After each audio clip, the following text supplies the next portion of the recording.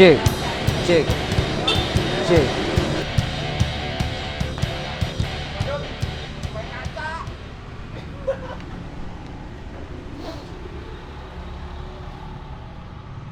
Ruang cerita.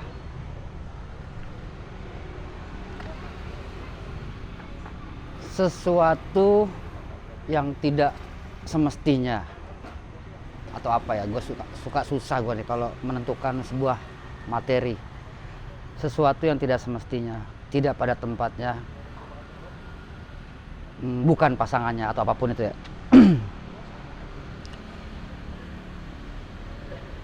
Berkaitan dengan para pelaku penyewa studio yang kadangkala suka teledor, yang kadangkala bersumbu pendek, langsung menyalahkan pihak operator atau alat-alat studio. Misalnya, suatu ketika ada penyewa studio 3 orang yang kebetulan dia bawa efek sendiri, efek stombok mobil-mobilan analog, kalau nggak salah DS2 warna orange.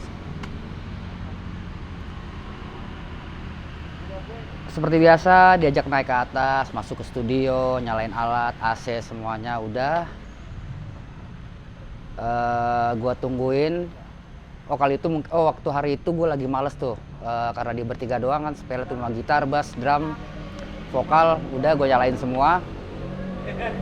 Terus dia bilang, bang gue bawa efek sendiri. Oh yaudah silakan, gue bawain kabel tambahan, dipegang sama dia. Yaudah gue tinggal ya gue turun ke bawah tuh. Sekitar 15 menit seperti biasa dia nyusul ke bawah dengan sedikit nada marah dan aroma anggur yang khas. Turun-turun, bang, ampli gitar lu rusak tuh. Duh, kok bisa rusak gitu. Padahal tadi siang ada yang latihan baik-baik aja gitu. Udah, atas yuk. Cek dulu. Oke. Dia naik duluan, pintu dibanting. Dibukanya ditarik kencang. Duh! Langsung menuju ke arah ampli gitar. Itu bang, kagak mau nyala bang. Terus gue lihat amplinya, gue lihat headnya. Kebetulan head kabinet. Gue lihat semuanya normal. Terus gue urut kabel dari jack yang dari headnya menuju efek, dicoloknya di input. Jadi dari head ke efek, colokan input, terus lubang output masuk kabel ke gitar. Coba gitu. Itu kan sama aja kayak lu mau genjreng si ampli, suaranya keluar di gitar dong jadinya kan. Apa, teledor, lalai, atau mabok nggak tahu juga ya. Tapi bahasan mabok udah kemarin ya. Mungkin kita anggap dia teledor aja atau lalai gitu. Dia lalai terhadap alat yang dia punya sendiri gitu. Dia bawa efek sendiri dan dia salah nyolok. Mungkin dia belum ngecek ulang, udah turun marah-marah gitu. Kan harusnya dari gitar ke efek gitar itu, dari gitar ke efek gitar masuk ke lubang input. Dari efek outputnya ke head. Sepele, cuma ngeselin aja dia pakai acara banting-banting pintu, bilang ampli gua rusak, padahal cuma salah masang gitu. Kan hasilnya dia malu gitu. Pas gue bilang, bang ini kebalik bang, cuma gue balik itu doang, set, beres. Kan malu dong, harusnya marah-marah sama gue. Totonya kesalahan dia sendiri, itu sampai drummer ketawa gitu. Kalau yang lainnya tuh yang paling sering, yang nggak semestinya tuh ini. Orang main gitar pakai ampli bass. Kan gue pakai ampli bass head kabinet juga, GK tuh. Main gitar di situ ya. Emang ada suaranya keluar suara gitar, cuma kan ya kayak percuma gitu loh. Gillian Kruger bikin ampli bass kalau buat main gitar gitu. Ya sebenarnya sih nggak masalah, tapi mungkin ada beberapa frekuensi atau ciri khas yang harusnya bisa dikeluarkan di ampli dari karakter si gitar jadi nggak keluar gitu. Ya karena beda senarnya aja, senar kecil-kecil kalau gitar kan, kalau bass kan gede, mungkin dia lebih mengcover suara-suara yang rada-rada low lah gitu ya, low banget gitu. Atau juga kadang-kadang gue sering nemuin main bass pakai ampli gitar, sering tuh, nggak sekali 2 kali. Ya nggak sampai puluhan kali sih, ya beberapa kali lah, cuma kan jadi ketahuan gitu, dia kagak ngerti gitu.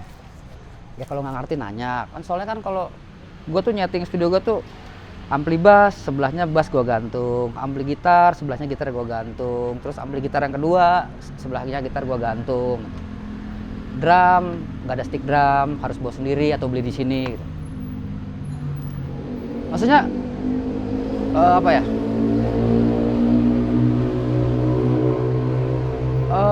Kalau ada sesuatu yang lu nggak tahu, kan sebaiknya lu nanya atau lu apa namanya ya, kalau ada masalah terus kita mau ada masalah nih, terus kita mau mecahin nih mencari solusi gitu. Kalau ada masalah kayak gitu kan lu ngeliat sesuatu yang baru gitu, ampli gitar, ada gitar, apa tadi, mencari solusi ya, nyari solusi dulu nih. Ini ada ampli terus ada gitar, oh berarti ampli gitar gitu. Ini ada ampli nih gede banget nih, sebelahnya ada bass digantung, oh berarti ampli bass gitu. Jarang tuh gue naro ada ampli bass gue taruh sebelah gitar tuh, jarang. Nggak pernah sih setahu gue, karena dari hati gue yang paling dalam tuh gue ingin mempermudah kalian aja gitu. Lu pemain bass ya ampli bassnya deket sama bass gitu. Lu pemain gitar, deket gitar gue taruh ampli gitar gitu. Masa sepele bisa lu terjemahkan sendiri, lu cari solusinya.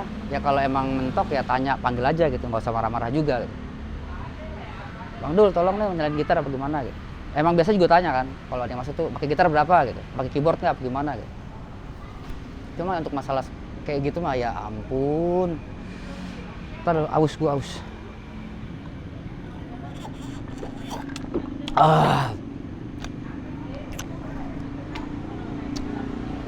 Selanjutnya itu yang tidak pada tempatnya, itu yang tidak semestinya itu, orang mau minjem kahon, mungkin diakustikan, terus bang ada gitar akustik nggak? Ada. Bang ada bass akustik nggak? Ada. Ya walaupun gitar akustik tetap dicolok juga ya. Kalau yang pinter dia nyolok gitar akustik tuh dia minta di terus langsung ke mixer, nggak melalui head cabinet gitar elektrik. Nah biasa tuh dia, bang ada kahon nggak bang? Oke, ada nih, pakai. Kalau kahon biasa tuh gue todongin di belakangnya gitu. Jadi kalau gue nyeting kahon tuh, gue taruh kahon, gue taruh mic-nya, misalnya ini lubang kahonnya tuh ya, misalnya ini lubang kahon, itu gue agak kasih jarak gitu. Jadi kalau dipukul duk ada angin keluar, baru ketangkap si mic tuh. Tapi kadang-kadang pas gue tinggal tuh ntar sama dia iseng tuh, mungkin dia ngerasa nggak kedengeran gitu, karena dia duduk di atas kahon, dia mukul-mukul nggak terlalu kedengeran di speaker ya, jadi ketutupan sama suara asli si kahon gitu. Mungkin ya gitarisnya dengar karena gitarisnya jauh dari kahon gitu. Cuma kadang-kadang pas gue tinggal di studio tuh mic-nya dimasukin ke dalam gitu, ntar bunyi kayak feedback tuh atau dipukul jadi ngepik gitu, di mixer jadi merah gitu. Maksudnya kalau udah gue siapin begini, udah gue settingin, ya dipakai aja gitu. Kalaupun ngerasa suara kurang gede, pastiin dulu ke temen lu tuh, saya lu pukul kawan, lu denger gak gitu. Kalau temen lu bilang denger gitu, ya lu nggak perlu denger juga, karena lu kan main di atas kahon, lu denger sendiri lu mukul kayak apa gitu. Bukan serta-merta biar tambah gede suaranya lu masukin mic-nya, nggak gitu juga gitu. Ya mungkin dinaikin dari mixer apa gimana gitu. Cuma biasanya emang gue bikin settingannya ya nggak bikin feedback, kayak cukup lah gitu, cukup. Kalaupun nggak denger kahon lu ya, si gitaris misalnya bilang kahon nggak kedenger, gitarnya kecilin dikit apa gimana gitu. Pokoknya dicari solusi tuh yang seminimal dulu aja gitu. Yang pakai logika itu dapet. Kahon, mic, jangan dimasukin ke lubangnya gitu, kasih jarak aja gitu. Soalnya kalau dengan segala minimalis pemikiran lu, kalau ada mic, ada kahon kurang gede, mic yang lu masukin ke kahon, itu ntar vokalis. ada mic, dia nyanyi nggak kedengeran, masa mic-nya dimasukin ke dalam mulut gitu kan? Enggak juga kan? Ya paling lu gedein dari mixer apa gimana gitu. Masa mic yang logik aja gitu, yang kepikiran sekelebat di pikiran aja gitu. Jadi segala sesuatu yang nggak semestinya itu pasti kurang perfect gitu. Kurang. Bisa cuma nggak perfect gitu. Kayak tadi kan main gitar diambil bass bisa suara keluar, cuma nggak perfect aja gitu, malah jadi sumber hinaan lah kali gitu ya. Termasuk kepada apa ya, kepada skill seseorang juga kali ya. Skill itu dipakai di tempat yang lo udah skill ya gitu. Misalnya lo seorang gitaris, ya lo main gitar gitu. Seorang keyboardis, lo main keyboard. Kalau lo bisa main gitar main keyboard, ya lo pilih aja salah satu. Jangan kayak Matteo Bellamy main gitar sambil main piano. Bisa aja, boleh aja, cuma nggak apa-apa sih, nggak apa-apa. Ini mau gue kaitkan terhadap suatu masalah yang gue dengar dari temen gue lah gitu. Orang dengan skill tertentu yang dikasih pekerjaan tidak sesuai dengan skillnya gitu. Jadi nggak perfect kerjanya dia. Dia bisa ngerjain, mungkin butuh waktu yang lama atau terjadi sedikit kesalahan gitu. Lu dikasih sebuah pekerjaan dan lu iyain, cuma lu punya alasan ini bukan bidang gua gitu. Misalnya gini, gua disuruh jadi bendahara gitu ya, bendahara sebuah organisasi. Bendahara tuh kan biasa megang duit gitu. Terus gua mau bikin laporan keuangannya per 5 bulan gitu. Ya boleh aja gitu. Cuma lo harus kasih alasan yang tepat gitu. Kenapa lo mau bikin laporannya per 5 bulan gitu? Kenapa nggak sebulan sekali aja gitu? Nah, kalau kata teman gue tuh dia punya alasan waktunya kurang ada gitu, sibuk, atau saya nggak bisa secepat itu gitu. Kan dari 3 alasan ini kan sudah cukup untuk lo mengundurkan diri, terus mencari orang yang lebih bisa ngerjain gitu. Sebetulnya foto apaan? Foto sama dia aja nih. Lu yang bener sih. Ini lagi live ini, aduh. Ini mau ngajak foto. Malu sih. Jadi kalau pekerjaan laporan keuangan sebulan sekali sama 5 bulan sekali, bedanya apa gitu? Sebulan sekali kan lebih enak gitu. Data masuk langsung lu catat. Kalau 5 bulan data masuk lu catat, masih lu simpan tuh. Kalau yang sebulan kan data masuk lu catat, lu laporin tuh. Kalau 5 bulan data masuk catat. Bulan kedua data masuk catat. Data masuk catat sampai 5 bulan.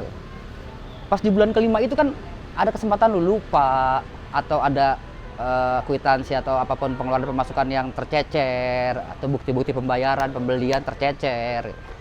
Ada kesempatan itu ya, bukan berarti yang dalam sebulan itu tercecer juga, ada kemungkinan ada gitu, cuma lebih kecil lah gitu. Langsung lapor gitu. Jadi selain alat-alat musik, manusia pun harus tahu cara memposisikan dirinya yang benar gitu atas pekerjaan yang dia ditawarkan. Lalu kalau emang ngerasa bisa, silahkan kerjain. Cuma dalam perjalanannya lu nggak sanggup atau ada orang yang komplain, ya lu harus berbesar hati untuk mundur dan mencari orang yang pantas. Atau minimal lu bisa minta bantuan dulu gitu. Gue kurang paham nih, mau ajarin gue nggak? Gitu. Boleh gitu, minta ajarin. Itu boleh banget.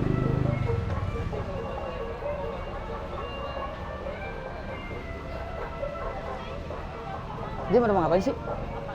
Mau ngapain? Itu. Sini, mau ngapain sih? Sini.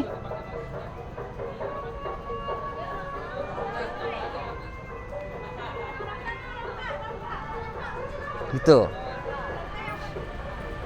Ini biasa ada adik-adik ya.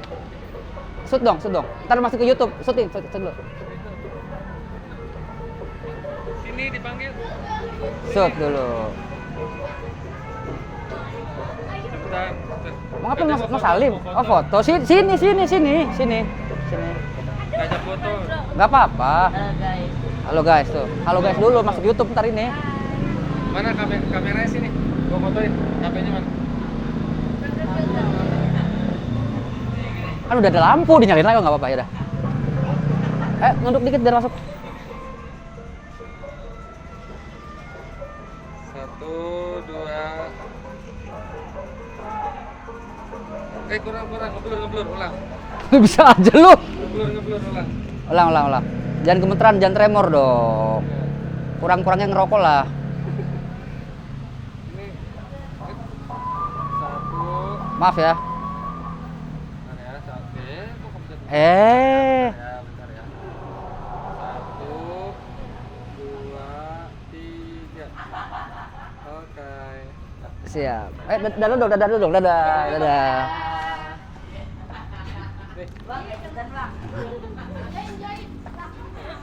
Sampai lupa gue tuh. Ya gitulah, kita harus menghargai adik-adik kita, harus untuk tindakan positif seperti tadi ya nggak masalah lah. Jadi taruhlah segala sesuatu itu pada tempatnya. Bangunan alat musik, skill diri sendiri, itu pada tempatnya tuh lebih baik.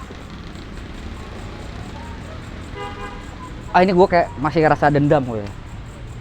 Balik ke tadi. Jadi kalau ada seseorang yang di saat dikasih pekerjaan disanggupi, tiba-tiba dalam perjalanannya dia bekerja itu terjadi suatu tindakan-tindakan yang membuktikan bahwa dia tidak sanggup lagi dan dia tidak mau mundur gitu. Kan jadi bersuuzon ria gitu. Suuzon dan ria. Jangan-jangan duitnya kepake atau apapun itu gitu. Ya begitulah Pak. Cuma kita harus bersuuzon untuk sesuatu yang lebih baik gitu. Jadi kembali ke materi yang kita bicarakan tadi, segala sesuatu yang tidak pada tempatnya, tidak semestinya itu tidak akan perfect. Perfect itu adalah 100%. Enggak juga. Bisa berapa persen? Ya 100% lah, itu kan persen 100 kali ya. Jadi kalau bisa para pengguna studio Sportsea, di saat kalian masuk silahkan kalian bertanya bila tidak tahu penggunaan alat-alat, atau kalian masih bingung ini apa, atau kaget, oh ini apaan nih, keren banget bang, ini makainya gimana gitu. Gue lebih suka kayak gitu. Ntar gue ajarin detailnya, kalaupun gue nggak bisa ya pasti gue kasih tahu, wah gue kurang paham nih gitu. Karena malu bertanya sesat di jalan, maka bertanyalah biar tidak tersesat. Oke, kali ini segini aja.